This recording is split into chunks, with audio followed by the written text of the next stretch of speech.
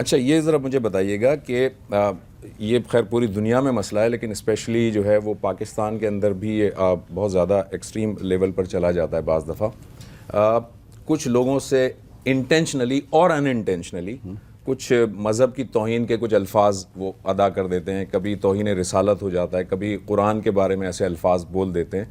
تو کیا کوئی ایسا شخص ہے جس نے یہ جرم کر دیا ہو، اس کے لیے کیا توبہ کا یا معافی کا کوئی دروازہ نہیں ہے؟ اس کو سزا ہی دینی ہوگی یا اس کو پہلے بتایا جائے گا، سمجھایا جائے گا اور توبہ کا موقع ملنا چاہیے اسے؟ اگر کوئی شخص توہین کرتا ہے، قرآن کے خلاف بات کرتا ہے، محمد صلی اللہ علیہ وسلم کے خلاف بات کرتا ہے، اگر انجانے میں کرتا ہے، نیت اس کی اچھی ہے تو کوئی اس کو گناہ نہیں.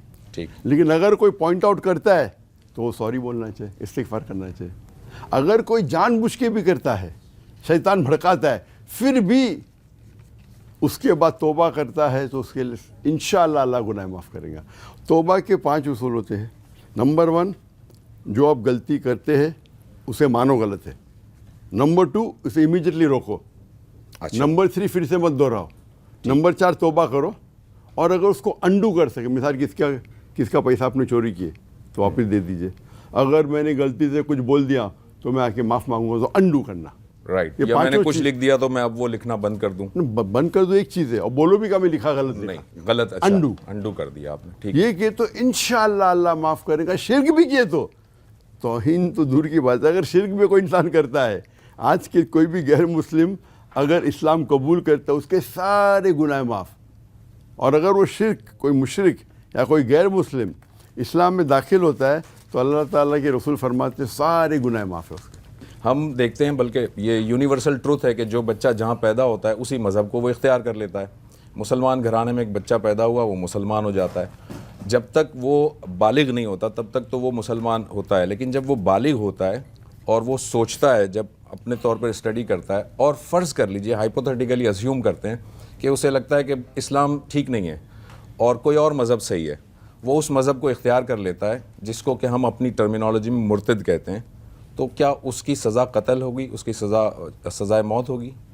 آپ کا کوشچن پہلا مرتد کا ڈیفینیشن جان لیجئے. ٹھیک ہے. یہ بالکل صحیح ہے کہ اللہ کے رسول کہتے ہیں کہ every child is born in دین الفطر. ہر انسان دین الفطر میں پیدا ہوتا ہے، مطلب مسلم پیدا ہوتا ہے. رائٹ. اس کے بعد اس کے ماں باپ، اس کے ٹیچر کے ذریعے وہ شرک کرتا ہے یا آگ کی پوجا کرتا ہے.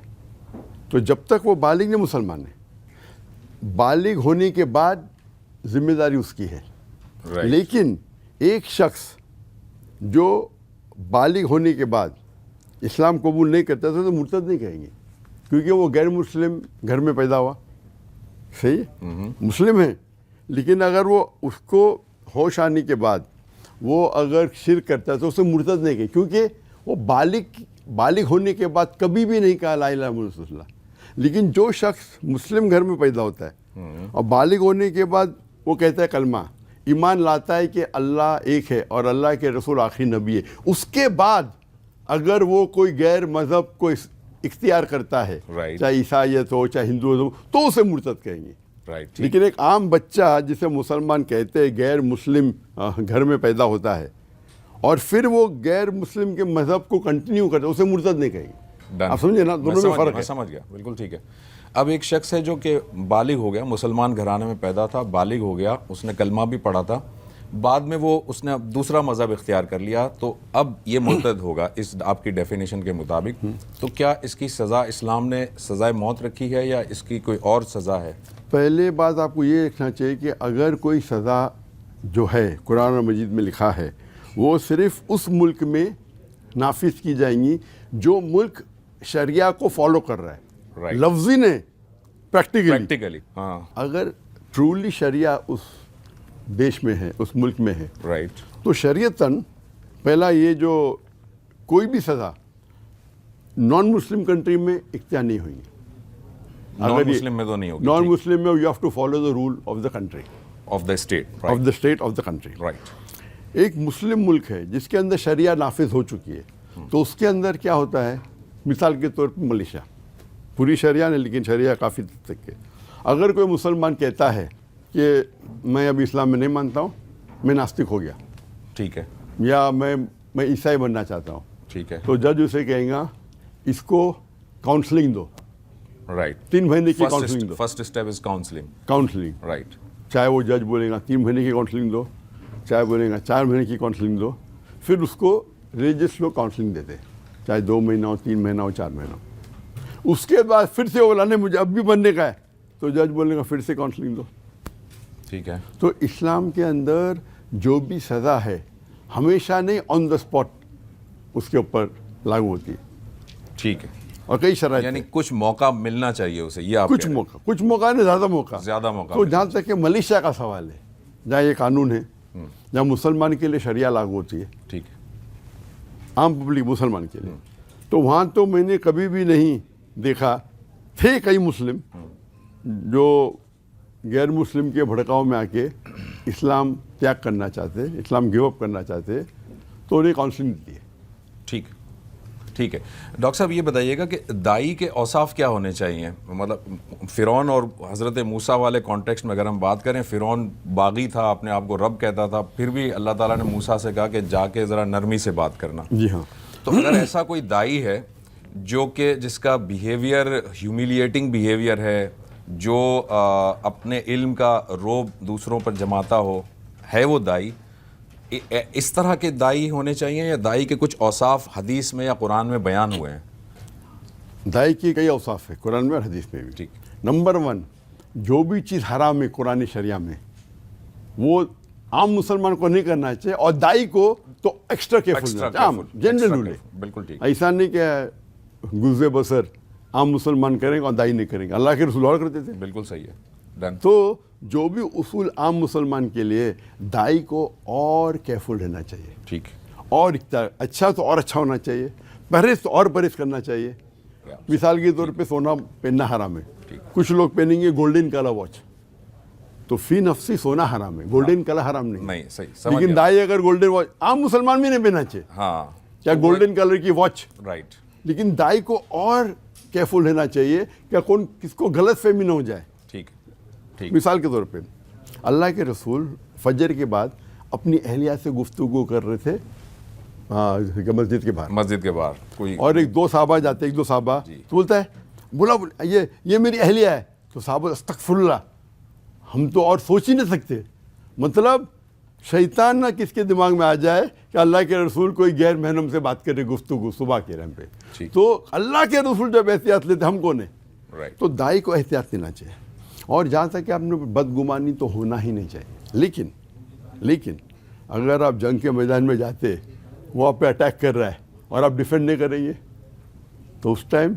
Sometimes attack is the best form of self defence, attack is the best form of self defence. यानी तो कोई आपसे वैसे ही आर्ग्यू कर रहा है तो आप उसको फिर उसी तरह से जवाब आमतौर देंगे। पे कुरान की आयतें जाहिल आता है तो उसे कहे कालू सलामा, कालू सलामा, राइट। लेकिन कुरान की जो मास्टर की ये दावा के लिए सूरह नहल सूरह नंबर 16 आयत नंबर 125, उदू इला सबील रब्बिका बिल हिकमा वल मौइज़तिल हसना वजादिल बिल्लती अहसन, ठीक, मैं लोगों को अल्लाह की तरफ बुलाओ हिकमत के साथ और हुस्नत के साथ, और उससे और उनके साथ दावा करो, बहस करो, डिबेट करो अच्छे हसन के साथ, ठीक है आप समझे। लेकिन लोग हमेशा क्या कहते हैं, हसन मतलब प्यार से बात करो, नरमी से बात करो, बेशक अक्सर है, हमेशा नहीं, हमेशा नहीं, हमेशा नहीं है। तो जब दीदा साहब जाते थे बात करने के लिए तो ऑर्गेनाइज किए थे, शेख साहब ज़रा नरमी से, मुझे भी जाते हैं देखते का भाई बहुत से नॉन मुस्लिम है, जाकिर भाई ज़रा हिकमत के साथ बात करो, यानी मुझे इनडायरेक्टली बोल रहे क्या भड़को मत, ठीक, प्यार से बात करो, बिल्कुल सही आम तौर। लेकिन क्या नबी सल्लल्लाहु अलैहि वसल्लम की सीरत से कोई ऐसी एग्जाम्पल मिलती है जब नबी सल्लल्लाहु अलैहि वसल्लम थोड़ा सा जो है वो गुस्से में आ गए हो, दावत वाले अंदाज में, वो कोई एग्जाम्पल मैं अगर आपको आप? कुरान की आयत पेश करता हूँ ना, हाँ, कुरान की आयत बता दें। ये कुरान की जो आयत है सूरह नहल सूरह नंबर 16 आयत नंबर 125, उसका कॉन्टेक्स्ट क्या है? कॉन्टेक्स्ट से आप अगर रुकू के शुरू में जाएंगे जी, सूरह नहल सूरह नंबर 16 आयत नंबर 120, उसमें लिखा है इब्राहिम अलैहिस्सलाम एक मिसाल है, राइट, अब मोहम्मद सल्लल्लाहु अलैहि वसल्लम की बात कर रहे, इब्राहिम अलैहिस्सलाम की मिसाल कुरान में जिक्र है, सही, वो एक मिसाल है, और फिर आता उदू इला सबील रब्बिका हिकमा, यानी आपको फॉलो करने का है तो इब्राहिम अलैहिस्सलाम की हिकमत फॉलो करो, राइट। इब्राहिम अलैहिस्सलाम क्या करते, बुतों को तोड़ भी दिया था उन्होंने, और साहब बिल्कुल सही, माशाल्लाह आपके पास तो बहुत सही में, ठीक, हाँ नहीं मैं तोड़ दिया, और क्या बोला, आगे दूं आपका। किसने तोड़ा उसको, वो बड़े बड़े बुझ से पूछो, ये हिकमत है। ठीक, आम तौर पे बुत को नहीं तोड़ना चाहिए, बट कभी कभी बुत को तोड़ना हिकमत होती है। तो उसी तरीके से आम बहुत तौर अच्छी पे दाई example को दिया। पास ऑन प्यार से बात करना चाहिए। लेकिन अगर कभी कोई कुरान में इतनी गलतियां निकाल रहा है और मैं प्यार से बात करूँ तो लोग समझेंगे कि कुरान गलत है, तो कभी कभी दीदा जैसा शेर बनने पड़ता है। सही। तो मैं कहता हूँ कभी कभी दीदा जैसा शेर बनो माशाअल्लाह, और कभी कभी अच्छा। अक्सर प्यार से बात अच्छा डॉक्टर साहब, आपका जो है आपकी पूरी माशाल्लाह ज़िंदगी, आपका मिशन है दावत देना, तज़किया करना, लोगों को दीन की तरफ बुलाना।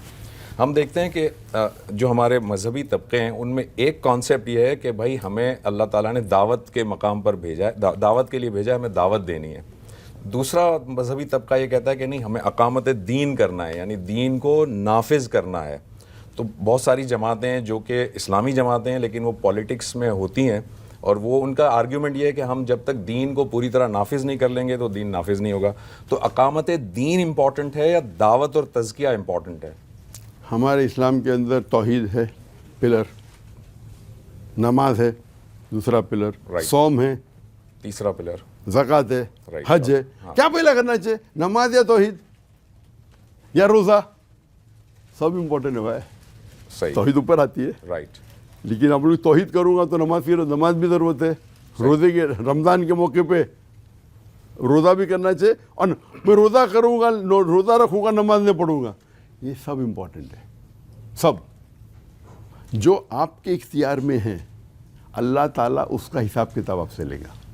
आपको अगर कुव्वत दी है बात करने की, आप हक की बात नहीं करेंगे तो आप जिम्मेदार हैं। एक इंसान को बात करने का तरीका बताने, बात नहीं करने, तो उसमें पूछनी होगी। तो जहाँ तक के आपने कहा एक अकामत दीन और दूसरे क्या आपने दावत देना, दोनों अहम है। दोनों, एक होता है अकामत दीन दूर अंदेशी, राइट, समझ गया।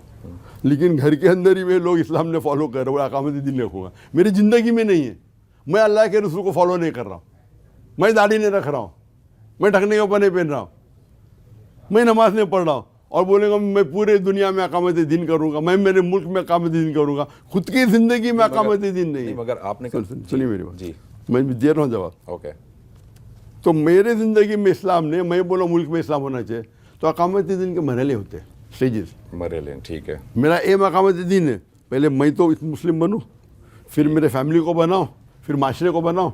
उसका मतलब नहीं मेरी फैमिली अगर इस्लाम नहीं फॉलो कर रही हो, मैं सेकंड स्टेप पे जाए, मुझे तो फॉलो करना चाहिए। ठीक, कुरान के अंदर मिसाल है कि कई पैगंबर के बच्चे भी उनको फॉलो नहीं किए। राइट, हज़रत नूह और नूह हज़रत लूत अलैहिस्सलाम। लूत अलैहिस्सलाम, बीवी है, बच्चे है, Right. उसका मतलब ने दावत छोड़ दिया, लेकिन दावत उन्होंने दी। तो मरहले, पहले अपने आप पे, फिर फैमिली पे, फिर माशरे में, फिर सिटी में, फिर मुल्क में, फिर इंटरनेशनल।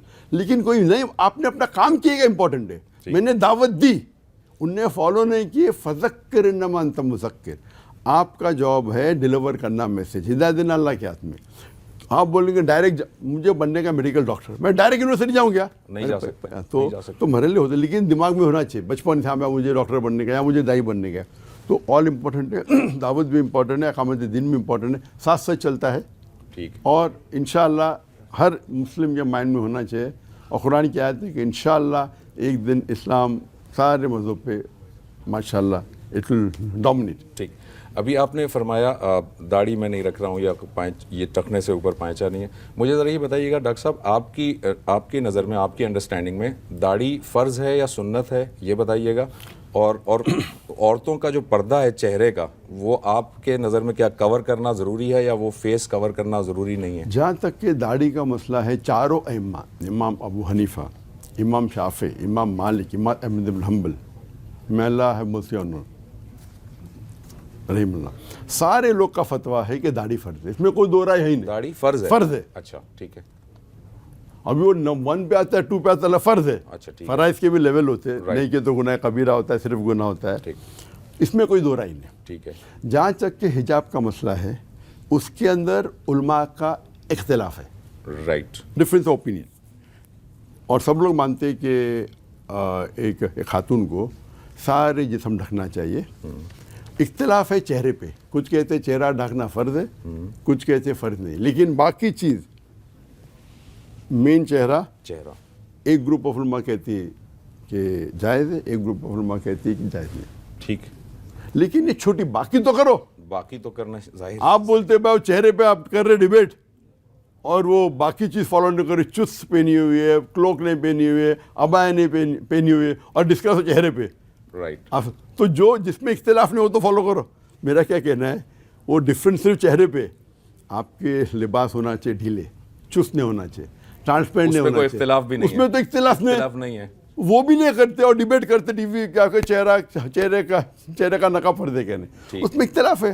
آپ اگر سمجھتے ہیں, اور اس میں علمی بحث ہے, اور یہ بحث ہائی لیول پہ, میں ایک چیز پہ مانوں میں ان علماء میں مانتا ہوں کہ چہرہ کرنا فرض نہیں ہے.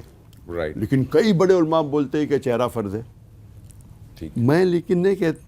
تو یہ میری جو علماء کہتے ہیں کہ چہرہ عورت کو ڈھانکنا فرض نہیں, میں دونوں کی اسٹڈی کیا ہوں. میں سمجھتا ہوں جو کہتے ہیں کہ چہرہ ڈھانکنا فرض نہیں ہے, اس کا مطلب نہیں چہرہ ڈھانکنا حرام ہے. میں سمجھ گیا. چہرہ ڈھانکنا تو افضل ہے ہی, اس میں دو رائے نہیں. ٹھیک ہے. تو جو لوگ چہرہ سمجھتے فرض نہیں ہے, وہ جو لوگ چہرہ ڈھانکتے اس پہ تنقید کر ہی نہیں سکتے. ٹھیک ہے. اس میں دو رائے نہیں ہے. اور جو لوگ سمجھتے چہرہ فرض ہے, ان کا دل بڑھانا جو کہنا چاہیے, ہم سمجھتے یہ افضل ہے, چہرہ آپ ڈھانکو, لیکن نہیں ڈھانکے تو فتویٰ مت لگا کہ جہنم میں جائیں گے. آپ سمجھے نا. السلام علیکم ورحمۃ اللہ وبرکاتہ. جی خوش آمدید دوستو, امید کرتا ہوں ویڈیو آپ نے پوری دیکھی ہوگی اور آپ کو پسند بھی آئی ہوگی. بھائیو دوستو, جیسا کہ ہم جانتے ہیں کہ ہم سب مسلمان ہیں, اور مسلمان ہونے کی شرط یہ ہے کہ آپ اللہ کو ایک مانیں اور اللہ کے رسول حضرت محمد صلی اللہ علیہ وسلم کو بحیثیت خاتم النبیین آپ آخری پیغمبر مانیں. اگر آپ رسول اللہ صلی اللہ علیہ وسلم کے بعد کسی دوسرے کو آخری نبی مانتے ہیں تو آپ کے ایمان جو ہے نا, آپ ایمان سے خارج ہے, آپ کے اندر پھر ایمان نہیں, کیونکہ یہ ہمارے ایمان کا حصہ ہے کہ ہم رسول اللہ صلی اللہ علیہ وسلم کو اپنا آخری نبی خاتم النبیین مان کر قبول کریں. اللہ تعالیٰ نے کم و بیش 1,24,000 انبیاء علیہ السلام بھیجے, اور تمام انبیاء کو ماننا یہ ہمارے ایمان کا حصہ ہے. جس طرح ہم ایمان لاتے ہیں اور ہم کہتے ہیں ایمان مفصل, آمنت باللہ و ملائکتہ و کتبہ و رسلہ, تو اس میں پھر یہ رسول کا لفظ بھی آ گیا, اور اس میں پھر جو ہے نا ہر ایک جو ہے نا اس میں شامل ہو گیا. تو ہر ایک رسول اس میں شامل ہو گیا. اب یہاں پر آج کل جیسا کہ آپ جانتے ہیں کہ فتنے اور جہالت کا دور ہے, ہر طرف جو ہے نا نئے فتنے وہ شامل ہو رہے ہیں. اسی لیے تو یہاں پر جو ہے نا جو سب سے ضروری چیز ہے وہ یہ ہے کہ علم, اور علم کی قدر, عالم کی اہمیت یہ ہم جانیں, ہم یہ جانیں اور ہم یہ جاننے کی کوشش کریں کہ جو ہے نا ایک عالم کی حیثیت کیا ہے, اس کے علم کیا ہے, اور اس کے علاوہ اس کے جو من وجہ جو چیزیں ہیں اس کو بھی آپ جو ہے نا وہ کوشش کریں کہ سمجھ جائے. کیونکہ آج اس طرح دور ہے کہ معمولی تلخی پر اور معمولی سے معمولی غلطی پر بھی جو ہے نا انسان کا پکڑ وہ آج کل کے زمانے میں بہت ہی عام ہو چکا ہے. بات اصل میں یہ ہے کہ ڈاکٹر ذاکر نائک جو ایک جانے مانے اسلامک اسکالر سے, آپ اس کو جانتے ہیں کہ مختلف ممالک کی جو ہے نا سفر وغیرہ کرتے ہیں, اور دعوت اور تبلیغ کا کام بھی جو ہے نا ماشاءاللہ بہت اچھے طریقے سے کر رہے ہیں. تو ابھی کچھ حالیہ عرصے پہلے پاکستان میں یہ آئے تھے, اور پاکستان میں تقریباً سرکاری دورے پر بہت وقت انہوں نے گزارا, اور بہت جو ہے نا اچھی گفتگو کی, اور اچھے سوالات جو ان سے ہوئے ان کے جوابات بھی دیے. تو یہاں پر ایک ویڈیو پر جو ویڈیو آپ نے دیکھا وہ گستاخی سے متعلق تھا, چونکہ ایسی دنیا میں ایسے بہت سے ممالک ہیں جہاں پر گستاخیاں کی جاتی ہے. جس طرح فرانس میں کارٹونز وغیرہ بنائے گئے تھے, اس ملعون کو بھی تو اللہ تعالیٰ نے ہلاک کر دیا. اس کے علاوہ سویڈن میں قرآن پاک کی کبھی اس کو جلایا جاتا ہے. تو یہ سب چیزیں جو ہے نا یہ ایک سازش کے تحت یہ اس لیے کی جاتی ہے تاکہ مسلمانوں کی جذبات کے ساتھ لوگ کھیل سکیں. اور اس کے عکس میں ایک دوسری بات بھی جو ہے نا وہ بیچ میں آ جاتی ہے کہ ایک بندہ جو ہے نا وہ کچھ الفاظ ایسے استعمال کرتا ہے کہ جو اس کی جو فہم معنی ہوتے ہیں, اس سے جو معنی حاصل ہوتی ہے, تو وہ دنیا کے نزدیک کچھ اور ہوتی ہے اور اس کے نزدیک کچھ اور. میں یہاں پر کچھ وضاحت میں پڑھنا نہیں چاہتا, کیونکہ ختم نبوت ایک انتہائی حساس مسئلہ ہے, اور اس کے لیے کھلے الفاظ میں یہ بات جو ہے نا آن ایئر میں یہ کہنا چاہتا ہوں کہ بحیثیت خاتم النبیین رسول اللہ صلی اللہ علیہ وسلم کو ماننا یہ ہمارے اوپر لازم ہے۔ اس وقت میں شکر گزار ہوں پاکستان کے قانون کا بھی کہ انہوں نے بھی ایک آرڈیننس جاری کیا 1973 میں کہ خاتم النبیین رسول اللہ صلی اللہ علیہ وسلم ہے۔ اور اس کے علاوہ اگر آپ نادرا میں شناختی کارڈ وغیرہ بنواتے ہیں یا فارم بے وغیرہ، تو وہاں پر آپ سے ایک اقرار لیا جاتا ہے، حلف لیا جاتا ہے کہ میں رسول اللہ صلی اللہ علیہ وسلم کو آخری نبی مان کر یہ اقرار کرتا ہوں۔ تو یہ بہت ہی زبردست بات ہے۔ امید کرتا ہوں یہ ویڈیو آپ کو پسند آئی ہوگی۔ اگر ویڈیو آپ کو پسند آئے تو اس چینل کو سبسکرائب کریں۔ بہت شکریہ۔